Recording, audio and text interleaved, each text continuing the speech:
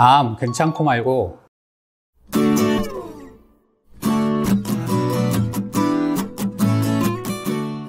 안녕하세요. 닥터 이재순의 암과 면역 이야기입니다. 오늘은 유방암 환자분의 케이스를 토대로 유방암 환자분에 있어서 면역 치료가 어떻게 진행되는지에 대한 이야기를 해볼까 합니다. 60대 여성분이셨고요. 건강검진에서 유방암이 진단되셨습니다. 진단되셨을 때 5cm 크기의 유방암이 진단되셨고 3중 음성 유방암으로 확인이 되셔서요. 우선 선행항암 8회를 진행하시고 수술을 진행하기로 예정이 되셨고 수술 후에 방사선 치료까지 예정이 되신 상태셨습니다. 선행항암을 시작을 하면서 면역치료를 같이 해보고 싶어서 저희 병원에 내원을 하셨고요. 이 환자분의 경우 아드리아마이신과 사이클로포스파마이드라는 두 가지 약제로 구성된 A씨항암을 4회 진행을 하고 도세탁셀이라는 약제로 변경을 해서 다시 4회 항암을 진행하는 스케줄로 진행이 예정되어 있으셨습니다. 유방암의 경우 유방암 타입이나 환자 상태에 따라서 다르겠지만 일반적으로 8번 정도 항암을 하신다 하면 이분처럼 A씨 항암이나 혹은 시스플라틴, 카보플란틴 등의 약제들로 4번 항암을 구성을 하시고요. 그 후에는 도세탁셀 같은 탁산계 항암제를 이용해서 4번 항암을 진행을 하는 게 일반적으로 많이들 구성을 하게 됩니다.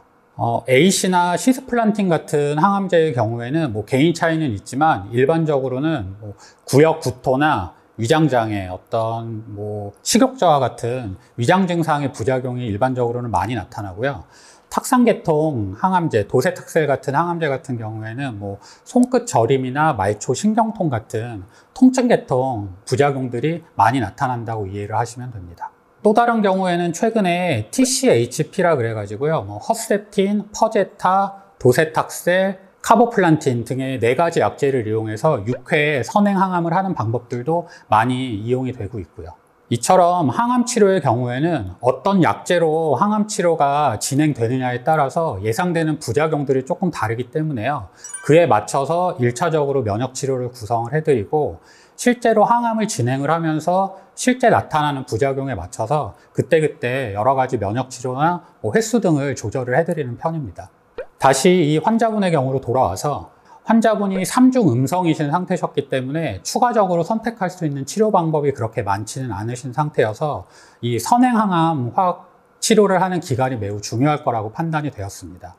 따라서 환자분한테 충분히 설명을 드리고 선행항암을 하시는 동안 조금 집중적으로 면역치료를 하도록 그렇게 결정을 하였습니다. 일단 고농도 비타민C를 주 2회 진행을 하면서 사이모신 알파1과 미슬토 주사도 같이 주 2회 병용을 하기로 하셨고요.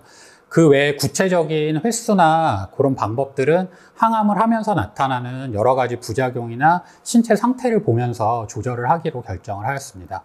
처음 2차 항암까지는 큰 문제가 없으셨는데요. 이제 3차 항암 하시면서부터 위장장애가 조금씩 나타나기 시작을 하셨고 식사량이 줄어들면서 컨디션도 많이 떨어지기 시작을 하셨습니다. 또 항암을 진행을 하면서 환자분이 혈관 상태가 조금 안 좋아지셔서 추후에 수술까지 진행을 하셔야 되는 걸 고려해서 우선 비타민C 치료는 주 2회에서 1회로 줄여드렸고요.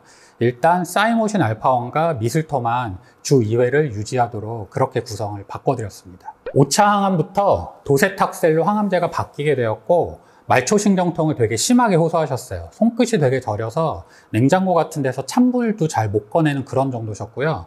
따라서 통증에 조금 더 효과적인 미슬토 주사를 주 2회에서 3회로 늘려드렸고 일주일에 한 번 글루타치온 주사를 추가를 해드렸습니다. 글루타치온 같은 경우에 말초신경통에 조금 효과가 있다고 알려진 주사여서 그거를 좀 추가를 해드려서 구성을 해드렸습니다. 환자분의 경우 다행히 선행항암 치료 8번이 끝나고 나서 암 크기가 어느 정도 줄어드셔서 유방 보존술로 부분 절제로 잘 수술은 마무리가 되셨고요. 방사선 치료가 시작할 때 즈음에는 혈관 상태도 많이 회복이 되셔서 방사선 치료를 하면서부터는 다시 원래대로 고농도 비타민C를 주 2회, 그 다음에 사이모신 알파1, 자닥신을 주 2회, 미슬토 주 2회를 유지를 하는 걸로 진행을 하셨고요. 이런 구성으로 해서 6개월 정도 치료를 진행을 하셨고 6개월이 지난 시점에서 특별하게 부작용이나 불편감이 없는 상태에서 다른 치료는 중단을 하셨고 자작신만 주 1회 조금 더 유지를 하셨고요. 마지막에는 한 달에 한 번 정도 자작신을 유지하면서 전체 치료 기간은 한 7, 8개월 정도 더 유지를 하다가 치료를 종결한 그런 환자분이 계셨습니다. 유방암 환자분들 같은 경우에는 선행항암을 하실 경우에는 이게 결국은 수술 전에 최대한 사이즈를 줄이기 위해서 하는 치료이기 때문에 이 기간이 상당히 중요하다고 저는 생각을 하고요.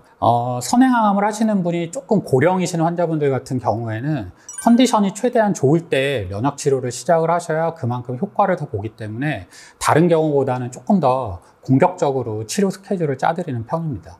오늘은 유방암 환자분 예를 들어서 구체적인 면역치료 스케줄에 대한 이야기를 한번 드려보았는데요. 중요한 거는 치료를 보완을 할 수 있으면서 부작용도 완화를 시켜줘야 되고 무엇보다 기존 치료에 방해가 되지 않도록 치료 스케줄을 결정하는 그런 게 아닐까 싶습니다. 이상 암과 면역 이야기의 이재순이었습니다. 감사합니다.